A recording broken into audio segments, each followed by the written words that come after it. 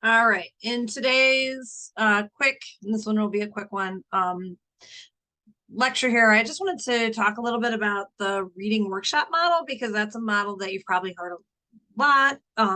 You've read some in subject matters, and I just thought it would take a minute to kind of piece apart a little bit about what the reading workshop model really is and what it looks like so that you can decide whether or not this is something that would make sense in your future classrooms.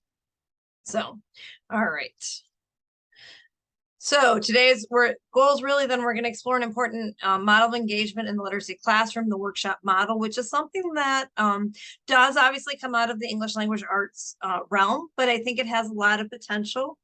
It doesn't have to always be a book. We talk a lot about book clubs and books circles, but the fact of the matter is you could use this with a high interest science reading, a high interest fitness magazine reading, high interest social studies or political science article. I love the Atlantic, New Yorker, all of those things. So, and then we're going to talk about the literature circles because I'm also this week going to send you information about the literature circle assignments. So, okay.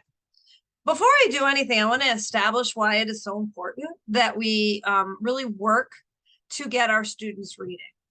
We know that reading is consequential to our students' success. We also know that our students don't do enough reading.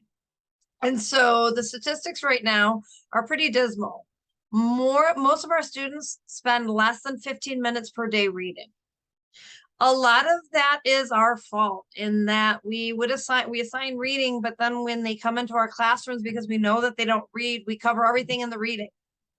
And we PowerPoint or Google Slide them to death with all the information that they could have gotten on their reading. And so we know part of it is we know that our textbooks aren't the most engaging, aren't the most user-friendly. So there are practices that we want to consider in our classroom.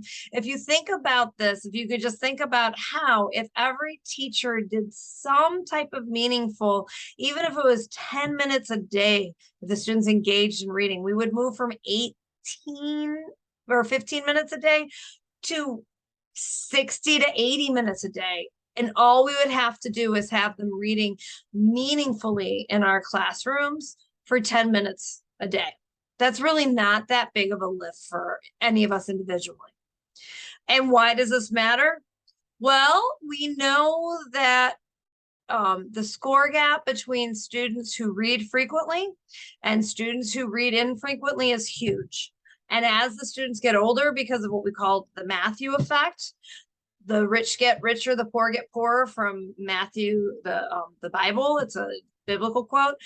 Those who read a lot get richer. Those that don't read get poorer. Okay. And so we move from it being an 18-point skill gap between or score gap between frequent readers and the rest of the students to by the time they're in high school, by the time they're 17, by looking at NAEP scores, which is the National Assessment of Education Progress, which is a unique test because it's actually designed to be a longitudinal test. It's designed to help us see progress year to year. It's a systems approach, right?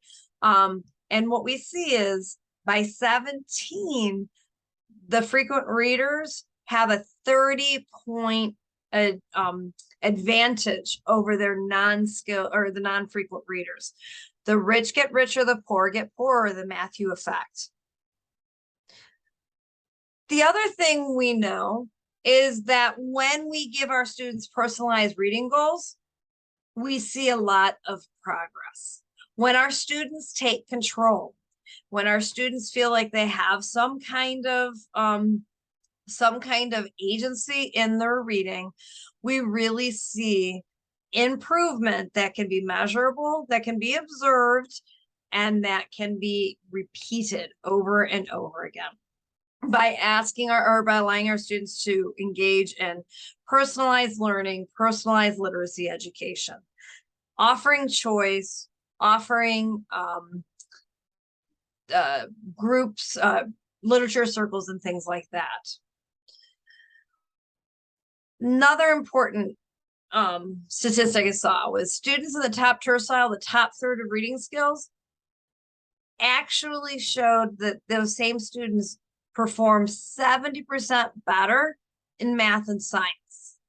Okay, this was a study that looked at that whether or not the problems or questions required reading, what was the correlation or between strong readers and performance in non-reading domains. And what they found was even in the non-reading domains, when you start getting into some of the quantitative domains, we still see improvement, because reading gives our students knowledge. Reading helps our students to practice focus.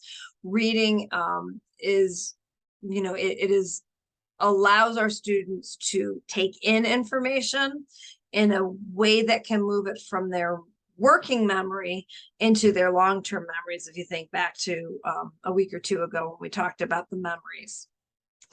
So one really popular approach to building up student agency to helping to get our students practicing more reading so that we can start to fill that gap is a reading workshop. And what is the reading workshop? The reading workshop is a model of instruction that focuses on the work of the reader. In a reading workshop, we're trying to help our students understand what it takes to be a good reader. And so your reading subject matters talks a lot about the strategies that good readers do, how good readers are constantly asking questions of the text, stopping and summarizing what they're reading.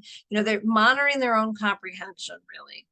And identifying when they don't understand something so that they can go back and have some fix-up strategies. Well, this is something that, those students that practice a lot of reading probably are doing naturally, but those students that don't come into your classroom with a lot of reading are going to need this taught more explicitly. And the reading workshop model is one of the ways that we can do that.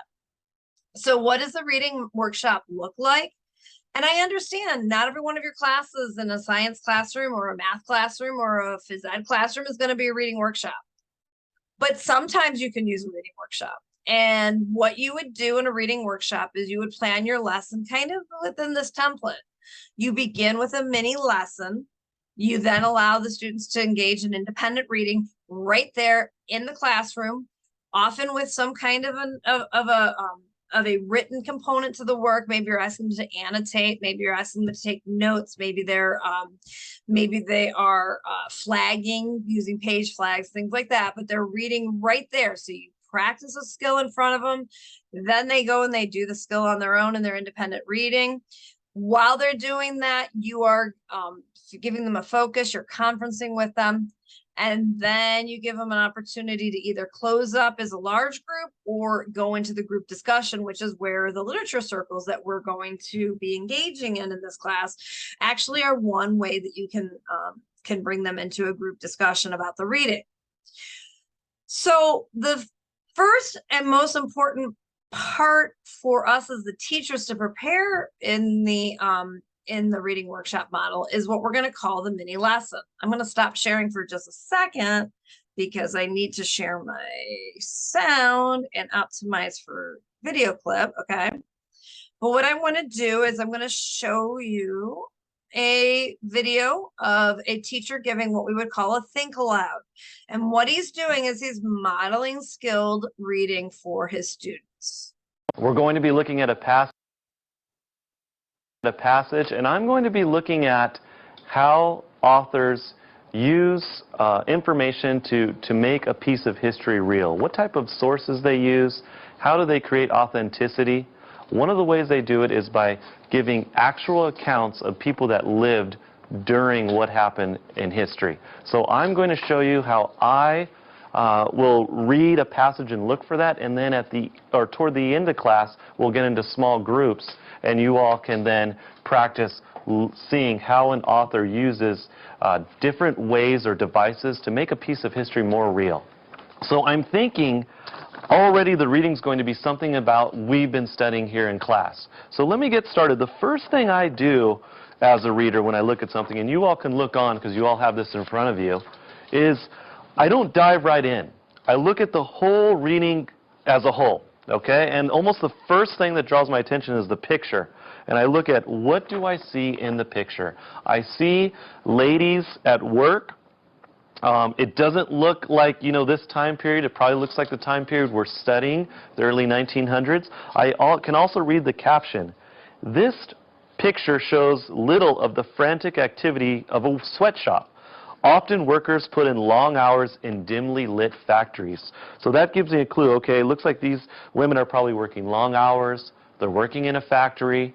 Let me now go to the headings. Starting at the top, the main heading is Workers Strike at the Triangle Company.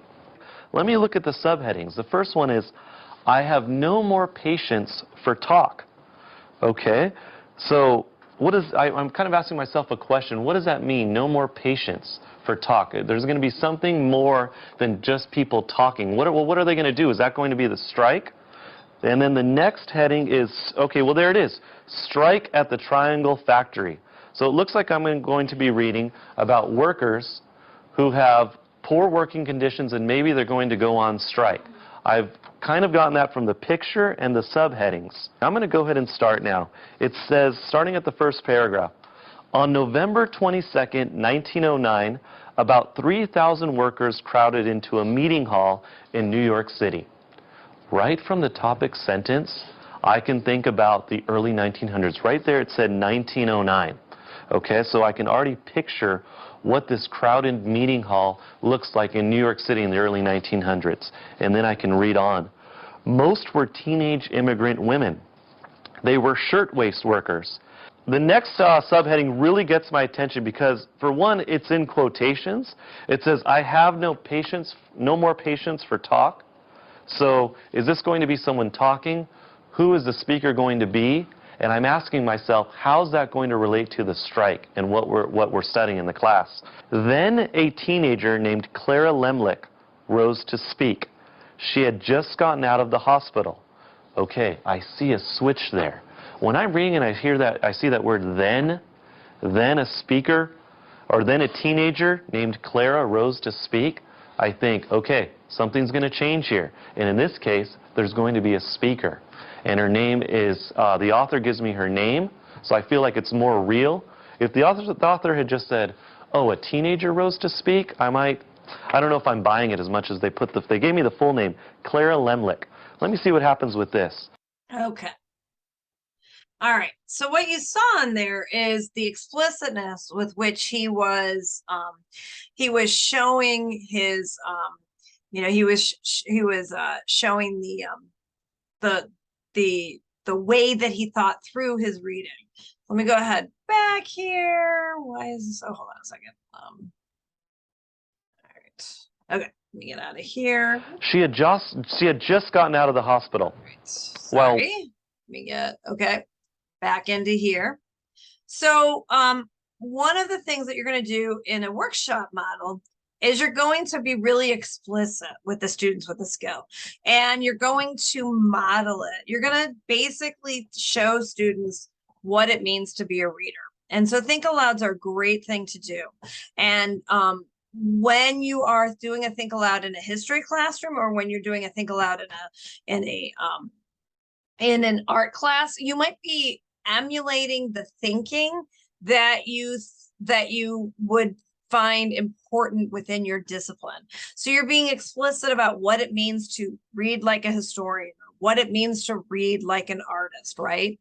We're going to be looking at a passage, and I'm going to be looking. Every time I go to forward when I have a video, that is something that I have.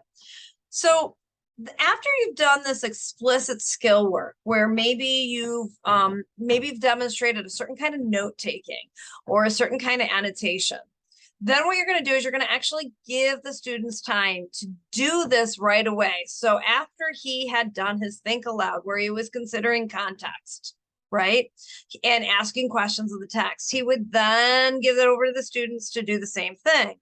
And it happens right there in the classroom. That's what I said. It could be just 10 minutes, but think about how powerful it would be if our students had 10 minutes of reading time, and even just 3 or 4 of their classes every single day, how it more than doubles the amount of reading that we're talking about them doing, and how it will help us to bridge these gaps.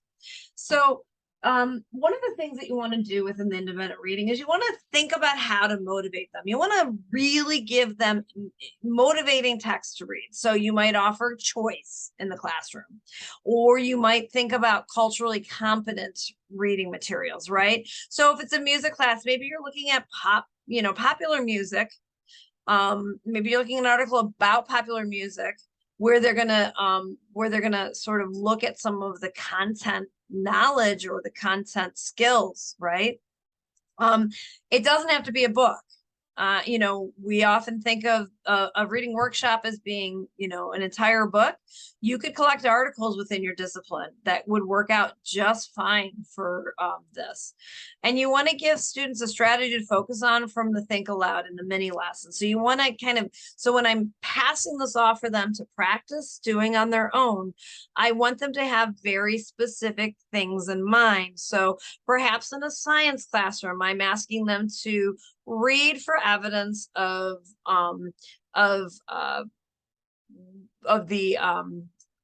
the scientific method. Maybe look for the different parts of the scientific method, and maybe I give them a graphic or organizer where they have them read. If I'm in a history classroom, I might ask them to look for information about the speaker that the speaker shares with the audience, right? So I'm going to give them very specific, very tangible strategies that I'm going to ask them to use, okay? Then while my students, this is the beauty of the workshop, while my students are reading, I now have time to do some check-ins.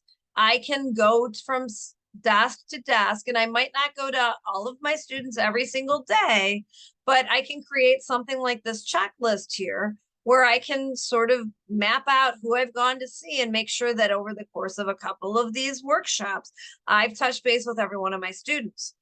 My students that are struggling, I have this opportunity to really find out why they're struggling, to really talk to them about what is going on with them. And so what I can do in a reading workshop is create a simple checklist, put down my students' names, make notes to myself about what I saw when I went through each of the, and now I've got actionable instant assessment data, right? And I don't have to bring anything home to grade, which is also awesome, right? One of the things that you then want to do is have some kind of big group activity. This could be a whole group. You could bring the whole class in and do some kind of a guided discussion. Another thing that you might consider is doing what we're going to be doing in our class here, is putting them into literature circles. And so what is a literature circle? Now, after my students have done the independent reading, I'm going to put them into groups, and I'm going to give each group each person in the group a specific job. And so let me just real quick, I'm not going to show you this whole thing as a 12-minute observation, but I just really thought it was interesting. Here's a group of 4 girls. They look to me like they're in about, oh, it shows right there, 5th grade. But I want you to just notice how they are engaging in this group conversation in a way that demonstrates that they really own their own reading, their own learning. Do you guys know what a cloakroom is? A cloakroom? I know what a cloak is, but not a cloakroom. Okay, Is it like where they keep all their jackets? Where they like jackets, Like a space yeah, where like you put their a jackets. room full of people for them to like hang their coats. Oh, yeah, I said it first. Oh, Who cares? do you guys know what a grist mill is? No, What are you Okay, so what she has done here, she has been responsible for being the wordsmith. She wanted to find interesting words in the reading, and now she's sharing those out. And then other people in the group are going to have other roles that they're going to do. But notice the teacher hasn't controlled what vocabulary is being talked about. I thought this was an interesting one to show you just because you've just been doing this work in vocabulary. But I want you to notice that the students are the ones that are identifying the interesting words. And because it's coming from a peer, the engagement, it seems genuine, right? Like, I don't know what a cloakroom is. I know what a cloak is. And you have that kind of really, really authentic engagement. And I want you to think about what do lifelong readers do? One of the things that lifelong readers do is join things like book clubs where you can see the social aspects, and think about how this is really modeling for students this idea of lifelong reading. Okay. So literature circles are something that you can do in a reading workshop model as a way, after you've given them a skill to look at, some practice time, then you can put them into these literature circles and allow them to unpack the readings together. You guys got the cloakroom. Go again. So we are going to do, and I will send you more information. We are going to do these literature circles, but obviously because this is an online asynchronous class, it's not going to look like that video. But what it will allow you to do is it'll give you some practice with the various roles within the literature circle so that you can understand the different responsibilities and maybe also understand the challenges that each of the different roles maybe would present for your students so that you can anticipate those challenges and you can support them. And I want you, as you're working through the literature circle assignment, I want you to consider how this could work in your disciplinary classroom. All right, there are definitely some challenges if you wanted to do a reading workshop model, okay? The first one is management. It is tough because you are putting things onto the students a lot, right? We know that teacher-directed learning is, easier to manage because it's, all the eyes are on you, everybody's doing the same thing. We also know that for many aspects of our teaching, that's not the best practice. So the best way to do this is to have high interest reading and high interest activities, which is why something like Literature Circle is such a great way to implement a reading workshop model. Another thing is we want to consider assessments. We know that it might be hard, right? How do we hold students accountable? We're talking about dealing with high school students, middle school and high school students. We know that sometimes they need that accountability piece. So you could think about things like consider having a formal writing, having them have to reflect, having them have some kind of a product that they do, a graphic organizer, or a written aspect of their book club that they have to show you to demonstrate that they are engaged in practicing whatever skills you're asking them to do in their reading. And then the last thing is consider having students actually create their own reading goals. Have this be part of the experience where they're identifying what they're doing well and maybe what they need to continue to work on, because there's a lot of evidence that shows that when our students feel like they are creating their own goals, they're far more likely to see growth in their reading. Okay, so this is a little bit about the reading workshop model. I unpacked it a little bit. It's obviously going to look very different in any given classroom, but I thought I would just kind of share with you once again what it looks like and emphasize it has this direct instruction component, this mini lesson. It has independent reading that's built right into the class. The kids are doing it right in front of you. You're spending time conferencing with them as they're going so that you can sort of address any issues and confusions that are happening as they happen. And then you engage the students in some kind of closure activity that generally and usually has them working side by side, in groups, or in a large group where they're talking about the reading together. They're making meaning together. All right. I hope everybody has a good week, and I will see you in another week.